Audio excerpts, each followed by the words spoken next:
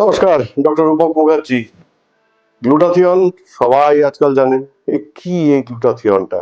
মানে আপনারা যে সবাই ভাবেন যে গ্লুটাথিয়ন আমি নিলাম আর আমি ভীষণ ফর্সা হয়ে গেলাম, এটা কিন্তু খুব ভুল ধারণা। আপনাদের বলে দিই যে এই গ্লুটাথিয়ন ইনজেকশন নেওয়া কিন্তু শরীরের পক্ষে খুব ভালো।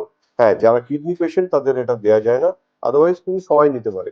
এই গ্লুটাথিয়ন ইনজেকশন এর ভেতরে প্রচুর মিনারেলস আছে এবং আমাদের যে মেলানিন সিনথেসিসটা হয় লিভারের ভেতরে সেটাকে কন্ট্রোল করে।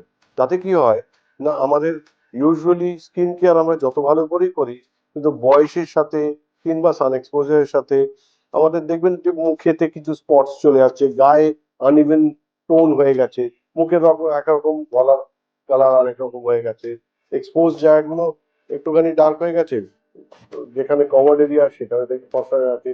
এই জিনিসটাকে নর্মাল করার জন্য গ্লুটাথিয়ন নেওয়া হয়।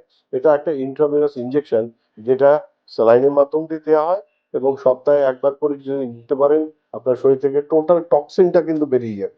প্লাস আপনি এনার্জেটিক ফিল করবেন, অ্যান্ড একটা বোনাস পয়েন্ট, আপনার কিন্তু স্কিনের উজ্জ্বলতা অনেকটা বেড়ে যাচ্ছে।